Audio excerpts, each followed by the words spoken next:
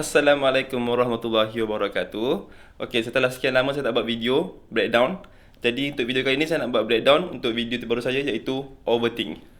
Okey, tanpa banyak masa, jom saya breakdown video ni.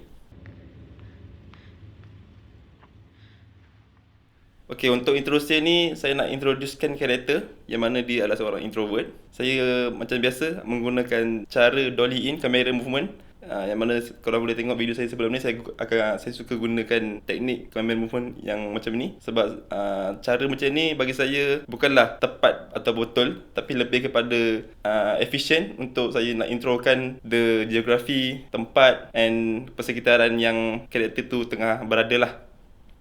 Dekat sini saya pan kamera ke meja untuk menunjukkan yang karakter tu adalah seorang yang berimajinasi, dia suka melukis, dan untuk enhance dalam cerita yang dia seorang yang suka berfikir, berimajinasi lah. And then dia dapat panggilan daripada member dia iaitu Elisa. Yang mana saya buat Elisa ni adalah seorang extrovert, yang mana kalau boleh tengok pada awal scene, saya cuba nak balancekan dengan main character yang mana dia adalah seorang introvert. Untuk scene ni saya lebih memilih untuk shoot static one shot sebab saya nak audience sendiri, kita sendiri duduk dengan dia, dengan Natasha ni, kita rasa apa yang dia rasa sebagai seorang introvert yang dia hanyalah nak duduk kat rumah dia saja. Tapi dalam masa yang sama, saya nak buat Elisa ni, member extrovert dia, cuba nak macam ajak Natasha ni keluar daripada comfort zone dia untuk lebih bersosial. Tetapi ada some part yang kalau korang boleh tengok, saya ada buat pertukaran antara back shot dan front shot balik. Saya nak tunjukkan kat situ yang ada dialog yang mana Elisa cuba untuk pujuk Natasha untuk keluar bersosial, tetapi saya nak reflectkan dengan editing yang back shot tu, yang mana Natasha sendiri dia cuba nak membelakangkan apa yang Elisa member dia cakap sebab dia lebih memilih untuk tidak bersosial dan lebih tenang berada dalam keadaan yang bersendirian lah. Dekat scene ni lagi sekali saya gunakan cara static shot, tetapi kat sini kalau korang boleh tengok, saya ada zoom in a bit slowly apabila Natasha menghala keluar daripada pintu rumah dia sebab saya nak tunjukkan yang okay, now Natasha akan keluar daripada comfort zone dia sendiri, iaitu rumah dia, dan untuk dia pergi ke lobby. Okay, bila dia dah keluar daripada rumah dia, kalau korang perasan, saya dah tukar aspect ratio yang mana resolution size untuk video bertukar kepada 4/3, yang mana kalau korang perasan visual menjadi lebih kecil dan sempit. Dekat sini saya bukan nak tunjukkan yang Natasha ni dia ada claustrophobia, yang mana dia tak suka tempat sempit, tapi lebih kepada saya nak tunjukkan dekat audience yang 4/3 ni, size 4/3 ni adalah merupakan dunia yang Natasha tak berapa suka sebab dia dah expose diri dia dekat luar, yang mana dia lebih prefer untuk stay di rumah dan dia lebih suka bersendirian, dan reflectkan yang karakter dia adalah seorang yang introvert. Scene ni adalah untuk pertama kalinya saya buat Natasha terdedah dengan dunia dekat luar, and saya buat ada seorang lelaki, kawan dia, bukan stranger, datang dekat dia untuk kacau dia. Macam biasalah lelaki kan, dan offer untuk menghantarnya pergi ke lobby lah. Namun dekat sini saya tunjukkan yang Natasha, dia memberanikan diri dia untuk melawan balik kepada ancaman, seperti kat video ni, ancaman kepada lelaki ni. Yang mana saya nak tunjukkan yang perempuan haruslah berani, yang mana kalau perempuan mesti suka dengan ayat ni, girls power. Korang haruslah berani untuk menentang ataupun menegakkan segala keadilan dan kebaikan untuk diri korang sendiri. Alah, malu-malu pula dia. Lah bodoh. Girls power. Setelah sampai sahaja di lobby, dia macam biasalah masukkan baju apa semua, duduk, and then dia dapat notification yang mana daripada kawan dia Elisa yang cuba untuk pujuk dia untuk bersosial. Sebuah video yang mana menunjukkan yang dia tengah happy, and dekat sini saya buat Natasha melihat video tu dalam keadaan yang gembira kerana dia melihat kawan dia berasa bahagia buat apa, enjoy apa yang dia buat. And Natasha sendiri dia rasa happy sebab dia tenang berseorangan di lobby tersebut lah, tanpa ada chaos dan orang lain. Okay, saya lupa nak mention pasal patung anjing. Kenapa saya menggunakan patung anjing ni, saya rasa saya tak ada komen, and why not kan? Saya pilih at first sebab dia looks cute. And kenapa saya selectkan patung anjing dalam cerita ni? Sebab saya nak reflect kan, mostly as a girl. Sebab kalau korang pernah nampak, most girl suka dengan patung. And dekat dalam cerita ni saya lebih nak fokuskan yang patung anjing ni hanya dialah yang berada dengan Natasha. Put aside kawan dia yang Elisa. Sebab bila Natasha dalam keadaan berseorangan di rumah dia, hanya patung anjing ni saja yang always menemani dia, tempat dia meluahkan cerita-cerita, tempat dia bersantai sambil main. Kalau korang boleh tengok dekat sini, saya buat dia pegang main anjing tu lepas dia tengok video tu. And then setelah beberapa minit kemudian, datanglah seorang lelaki misteri yang datang ke Dobby itu untuk membasuh baju. Dan dekat sinilah the first moment yang Natasha telah bermula overthink dia apabila dia melihat ada seorang lelaki memasuki Dobby tersebut.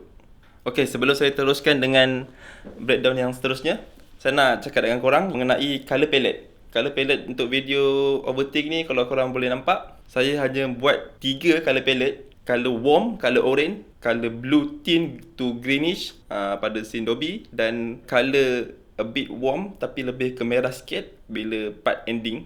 Yang mana kenapa saya memilih 3 colour palette ni. Untuk warm adalah warm, the first scene, pasal yang mana Natasha, the main character, berada dalam comfort zone dia, iaitu rumah dia. And then the video progressing, saya tukar colour palette kepada bluish green tint untuk saya nak reflectkan yang Natasha dah terdedah kepada dunia luar, yang mana dia dah tinggalkan comfort zone dia, iaitu colour warm, colour orange, now goes into colour blue green tint lah. And for the last colour palette, I choose to buat colour warm more to the red a bit, sebab saya nak tunjukkan yang dekat situ, the climax scenes, yang dia nak going back to the first, yang dia punya warm comfort zone, tetapi a bit red, yang mana saya tunjukkan yang dia berada dalam keadaan bahaya. Yang mana korang dah tengok, korang tahulah ending dia macam mana. Okay, kita back to breakdown, yang mana kita sambung balik masa scene yang lelaki masuk tadi.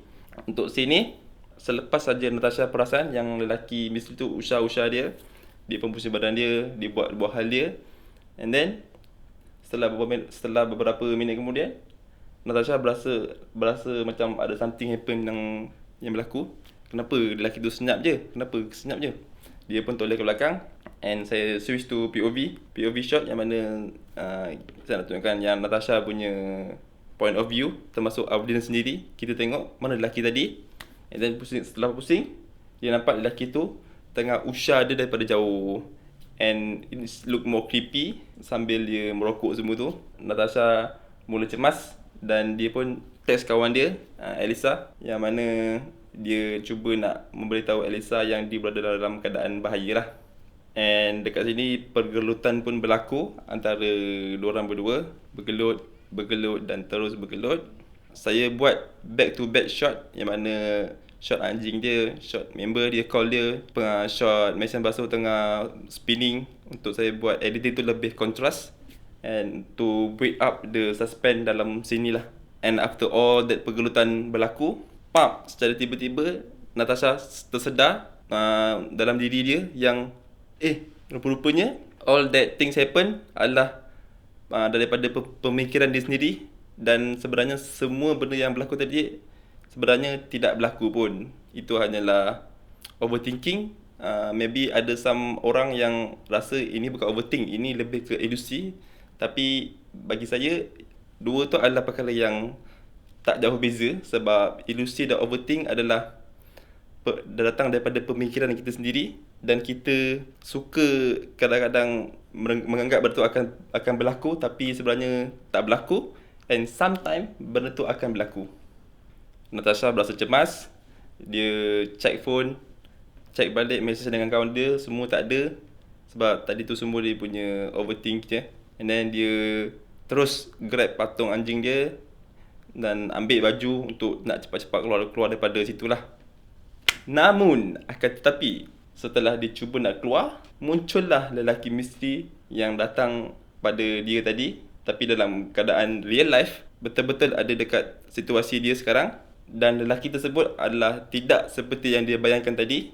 Dia hanyalah seorang lelaki biasa, lelaki yang datang hanya nak basuh baju, and dia ambil batung Natasha, bagi kat dia.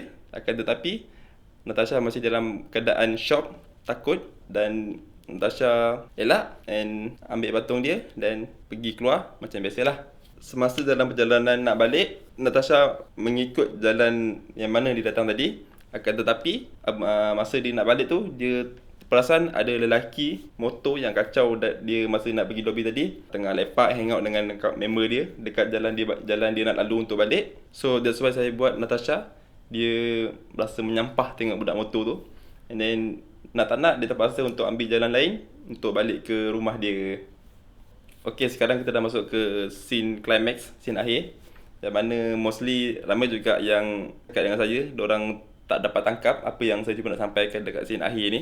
So saya tunjukkan yang selepas semua scene Dobby tadi semua tu, saya switch back to scene kawan dia, Elisa, balik daripada club dalam keadaan semi drunk, bukan totally drunk. Dia order Grab, lepas tu dia nak balik ke rumah dia lah macam biasa. Okay, dan untuk scene yang mana Elisa masuk ke dalam lorong, yang Natasha sendiri ambil jalan ni untuk balik ke rumah dia, sebab tadi jalan yang sepatutnya dia lalu, dia tak lalu.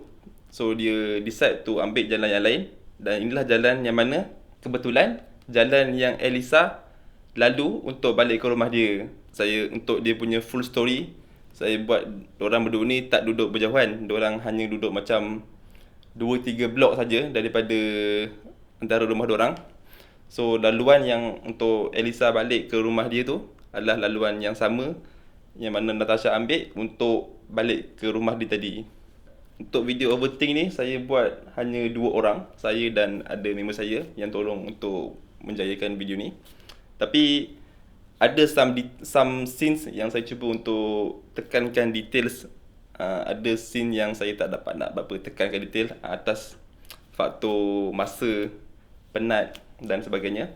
Tapi untuk scene ni saya berjaya untuk memberikan sedikit details yang mana korang boleh tengok dekat tingkap kereta tu. Saya tuang air dekat cermin dan untuk mendapatkan bekas sisa-sisa watermark, supaya untuk saya nak reflectkan yang POV Elisa, kawan dia yang tengah mabuk ni, dan POV kita sebagai audience, dia tak berapa jelas dan pudar disebabkan watermark tu. Itulah POV untuk Elisa yang tengah mabuk, so penglihatan dia tak berapa jelas, dan kita sebagai audience pun melihat POV sama apa yang Elisa lihat lah. Okay, dekat sini saya nak pecahkan kepada 2 lah, yang mana overthinking tu, macam saya cakap tadi, apa yang kita fikir ada yang tak berlaku, dan sometimes ada juga yang berlaku. So dekat sini saya nak tunjukkan yang the positive side of overthink untuk lelaki ataupun perempuan, yang sebenarnya benda tu boleh berlaku, yang mana dekat sini saya tunjukkan dekat korang yang rupanya Natasha betul-betul kena culik dengan seseorang yang kita sendiri pun tak tahu. Sebab kadang-kadang kita tak tahu ada orang yang sedang memerhatikan kita, gerak-geri kita setiap hari, tapi kita tak perasan. Okay, so itu saja breakdown untuk video overthink ni. Overall saya rasa puas hati, walaupun ada sedikit rasa tak puas hati atas faktor editing, jalan cerita dan sebagainya. Namun saya rasa bangga sebab saya dapat menyiapkan untuk video yang berkonsepkan introvert dan overthink ni. So, saya Imagine Faiz, signing out. Bye-bye.